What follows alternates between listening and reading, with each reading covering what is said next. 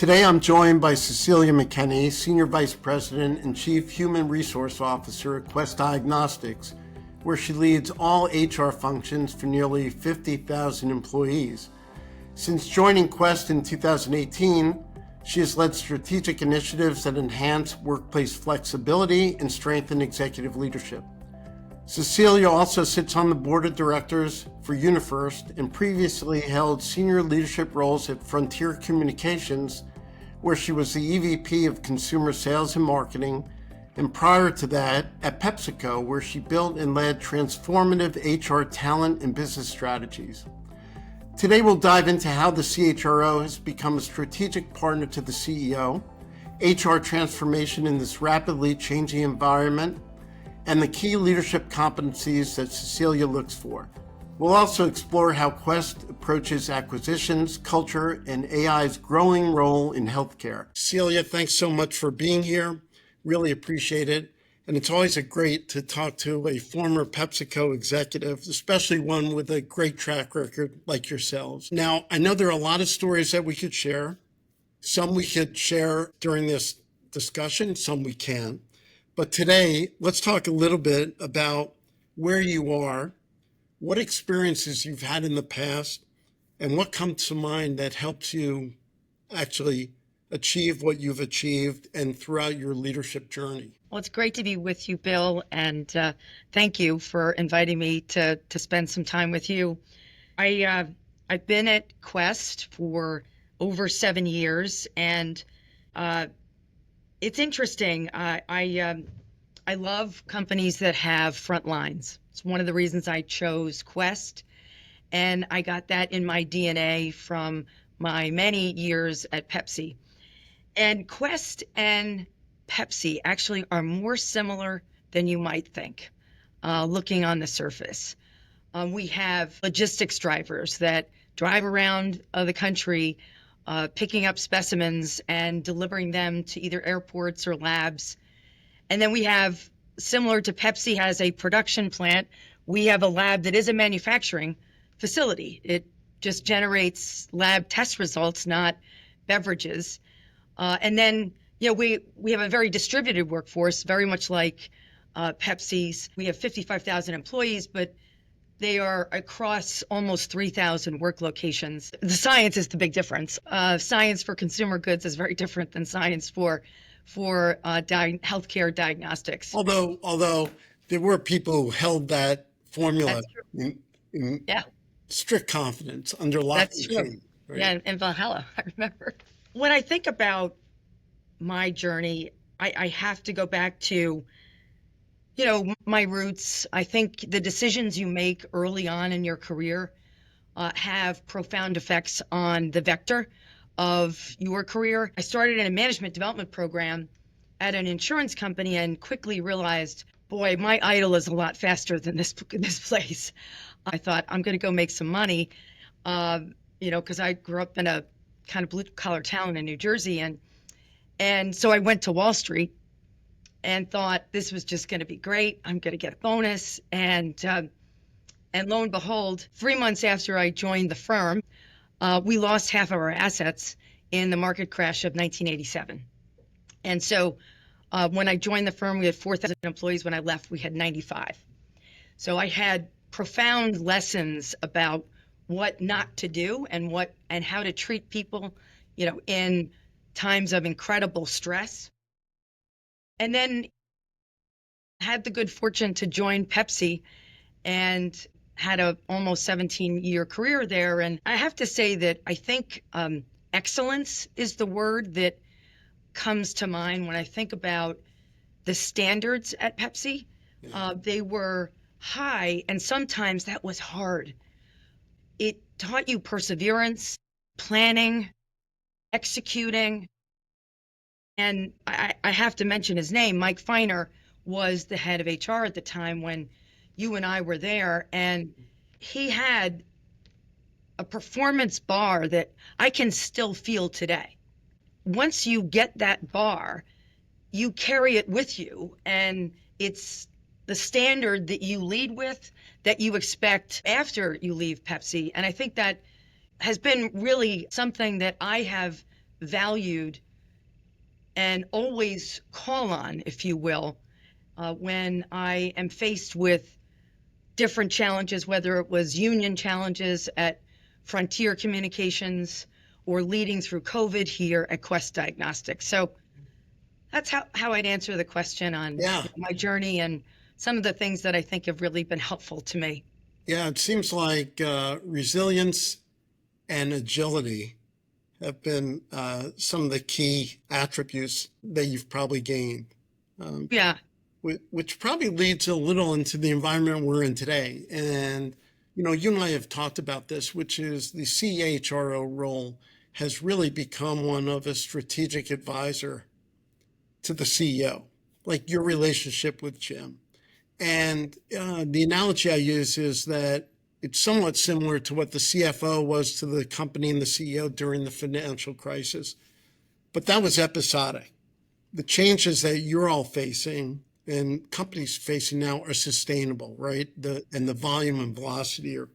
So how do you see the current environment as framing your role and the CHRO's role with the CEO and also your teams and their roles? It's a great question, and I underscore the word current because COVID really changed the CHRO role in such a big way to that sustained connection with the CEO and the executive team, because the impact of COVID on employees' lives was so significant.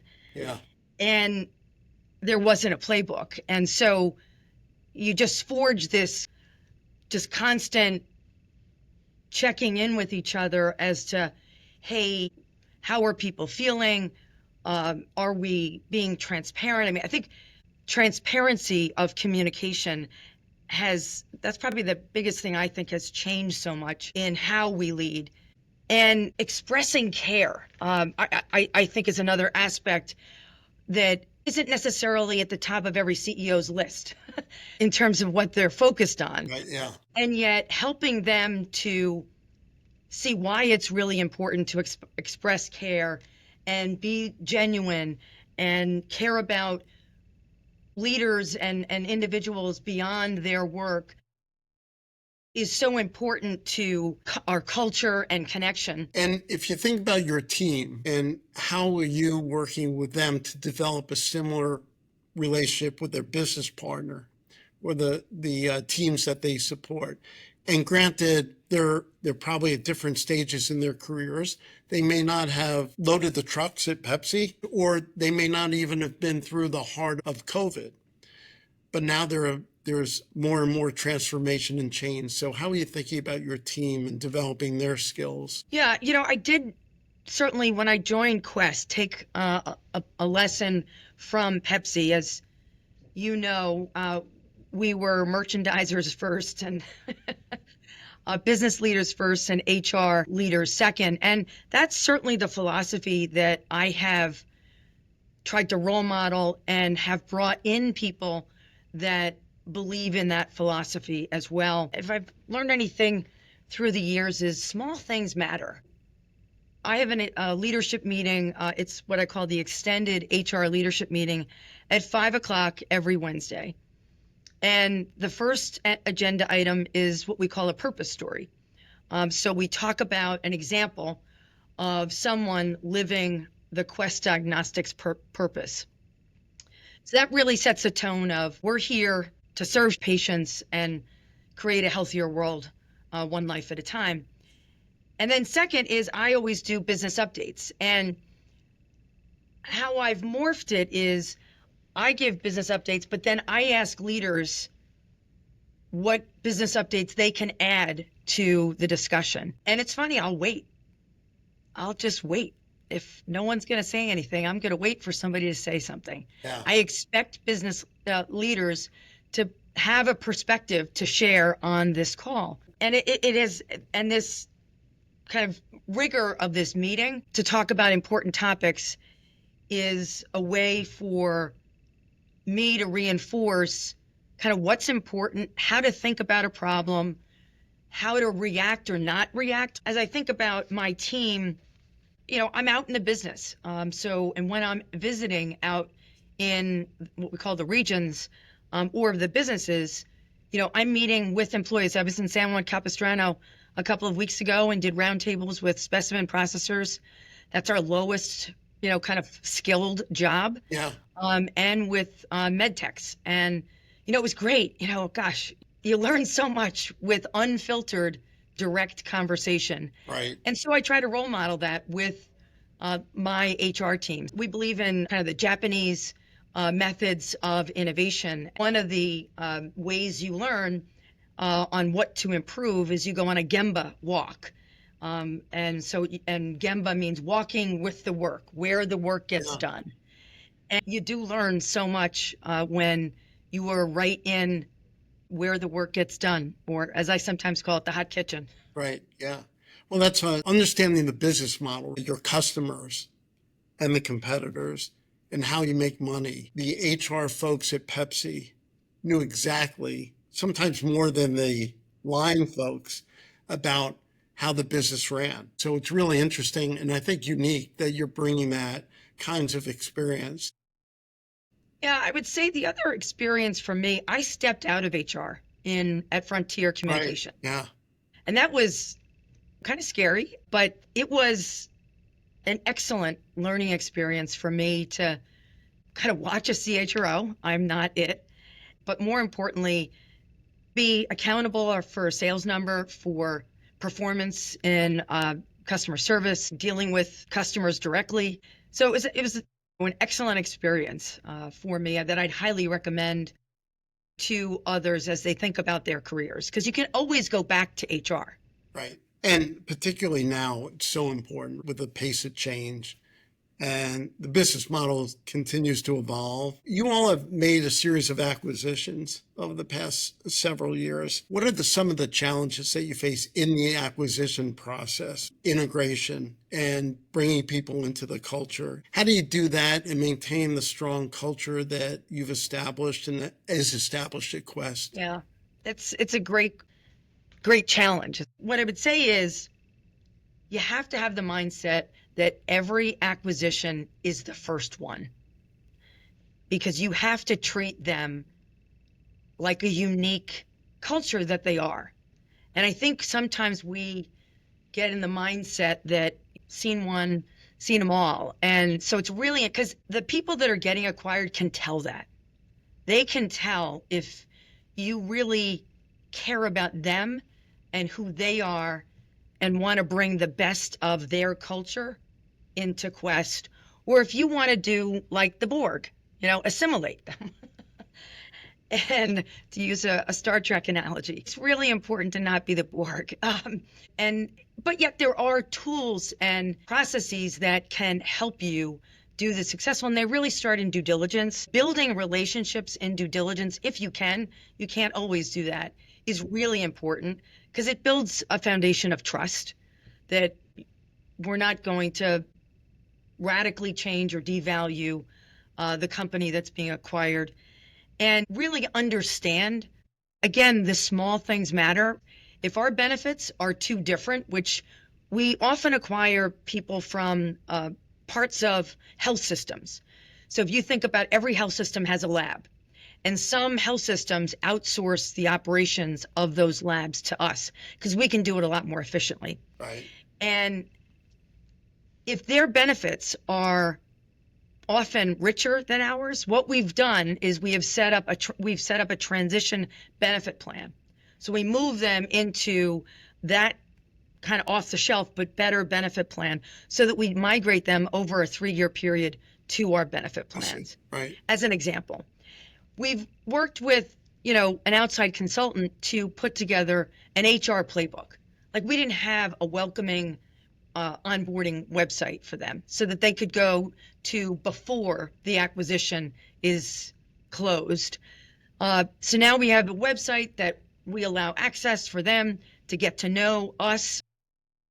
We have a recognition program. Those, that matters. And we have a welcome video. And so really focusing on being as transparent as possible and communicating an old friend of ours, Gavin Kerr. I was just in touch with him recently.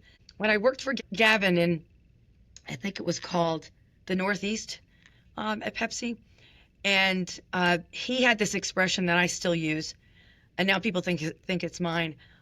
Communicate 7 times, 7 different ways. There's a great article in The Economist that I read over the weekend, and the title of the article is The Importance of Repetition in the Workplace. And honestly, I sent it to my HR leadership team and my executive leadership team. And it is the 7 times, 7 different ways. The power of repetition has this effect of convincing people that what you're saying is true and important and trustworthy. And repetition, it has to come from the heart and perhaps wrapped around a story. But the power of repetition is really important in the M&A process because people don't trust, they don't know. What I would say is we have an M&A team.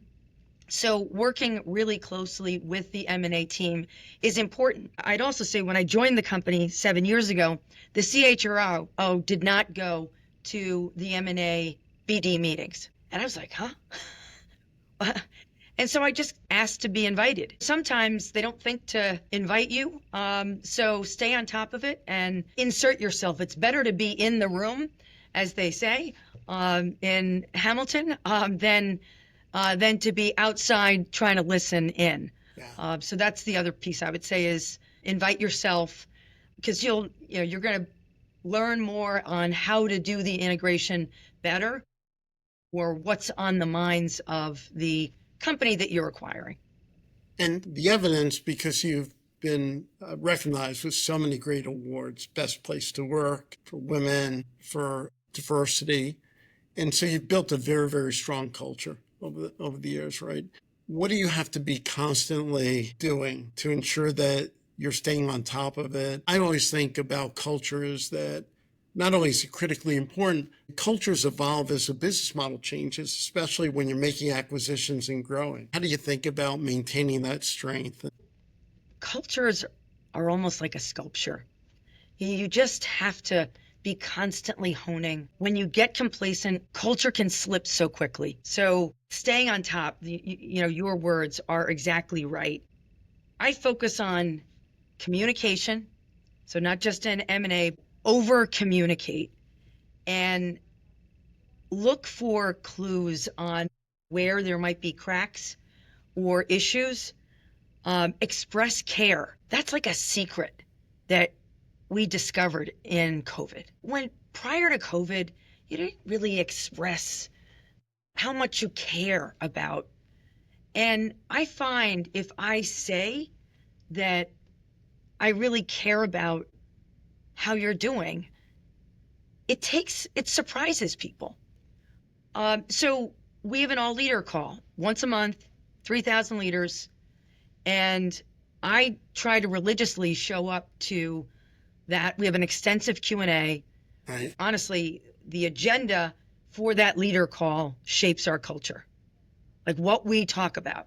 So we had it today, and we talked about colorectal cancer month. We talked about we are relaunching what we call Quest Can. It's a employee network for Community Action Network, and it's to give back.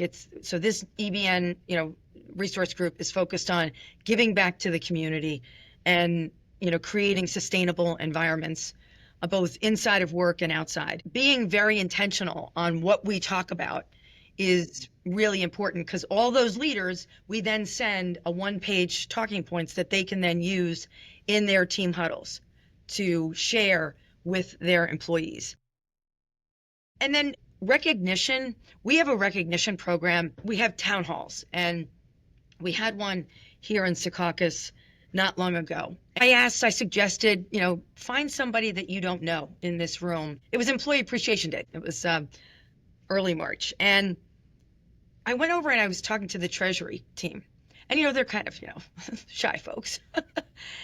And so I knew one of the assistant treasurer is relatively new.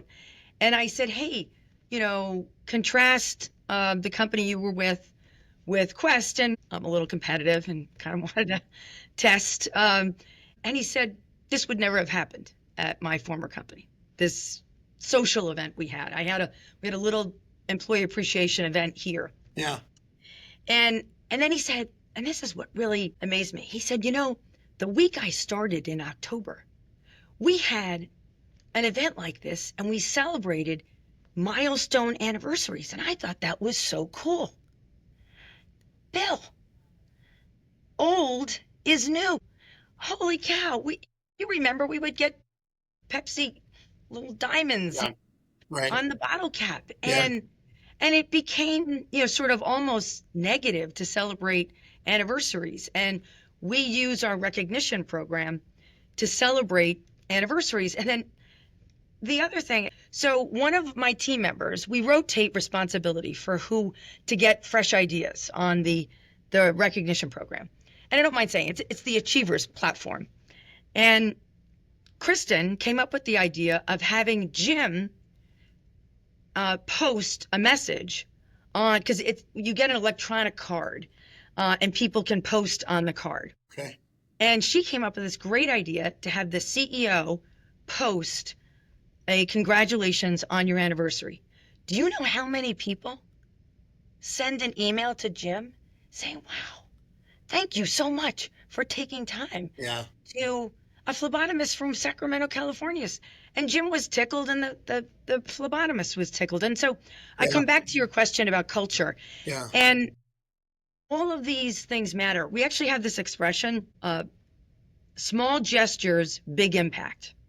And there's this great study by the College of Good Science at the University of California, Berkeley, that talks about the power of appreciation. We use this platform and you can either recognize someone or you can express an appreciation of someone. And actually the appreciation has a much more lasting effect on someone because you're appreciating something intrinsic to who they are. Like, I could send an appreciation to you that says, Bill, I really appreciate how customer focused you are. And that's about you. If I said, Bill, I really want to recognize you for that great executive coaching session that you did last week, it's in the past and it's a moment in time. Right. So isn't that cool, just that notion of, so the way I try to really nurture the culture here is, leveraging these types of kind of more emotional aspects of people to make them feel more connected to our we have 5 C's that are kind of our behaviors, and we link everything to those 5 C's, whether it's performance reviews or recognition, and we begin meetings with a purpose story. That's terrific. It sounds like you'd be involved in the M&A group and having some discussions. They get a feel for what to expect. Yes, they do. You get a look at them and they get some insights into the company that they'd be joining. That's right. And we try to impart that through the due diligence process. So there was this session last week at HRPA about employee resource networks and what folks were doing. And in the spirit, they are truly inclusive. I think you just have to make sure that as you're thinking about, people do feel everyone's invited. Right. Everyone's welcome. That's right. To some degree, right? Everyone's welcome. In terms of some of the transitions that are going on, how are you thinking about AI and the role it is and will be playing in your business? How are you gearing up for it? So I sat down to prepare for this. We have actually designated someone in technology to lead, kind of our thinking and the application of AI at Quest. And so maybe I'll start there. AI is almost a thought partner, right? It's an assistant. I can ask AI, can you write a job description for the senior vice president of R&D? Which I did actually, and because it's a good place to start. So I do encourage you to just start asking questions in ChatGPT or whatever. There are a number of versions of it, and then start talking about it, because I do think there's a little bit of a fear factor, particularly those that aren't as technology oriented. So in those leadership forums and meetings, talk about it. We do think that there is an application in the flow of work for AI, and I'll give you an example. So when you go to get your blood drawn at a Quest Diagnostics Yeah. center, which I know you probably have been to Richfield, and the phlebotomist has to confirm your identity. Right. And so we ask for a name, an address, date of birth, etc. What we are thinking about is that there would be an AI assistant in the room that would actually type your response. Right now, the phlebotomist has to type your response. Mhm. And invariably, there are errors. Right. If there's a date of birth error, that creates a serious issue. We may not be able to process the specimen. Yeah. So we think that we can make the phlebotomist jobs easier and actually improve accuracy for the work. And in HR right now, what I'm seeing is recruiting has the kind of highest use case for AI. I do think what I'm looking at is how do I create AI in our internal communications? We have, a company portal and an HR portal. How do I make an employee able to ask a question without having to type it? Just use voice and an AI assistant sit on the portal and be able to give the employee an answer. Yeah. And then we're an Oracle shop, and I was just meeting with Oracle, and they are going to be deploying, like, how much is my paycheck this month? Like that kind of simple application that makes it easier for an employee to know how much money is going to be in my checking account, how much money do I have to, pay bills this month. So there are more applications than we probably think. As I think about leadership of today, one of the aspects that I think is really important is being a technology-oriented leader. Whatever you do, and data-oriented leader. More and more, those skills are important to success.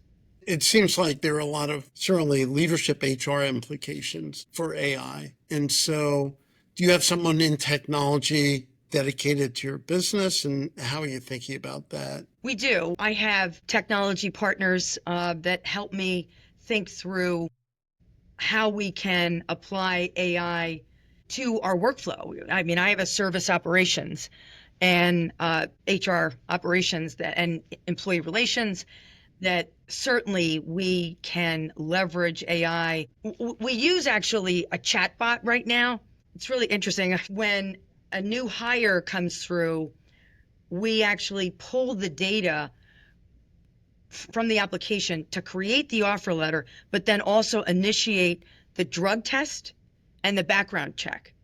So that's all automated. And I don't know that it's probably more machine learning than it is AI, but there are lots of different ways that we can do things faster, Right. And leverage technology tools to enable our function. And I think it's really important for any CHRO.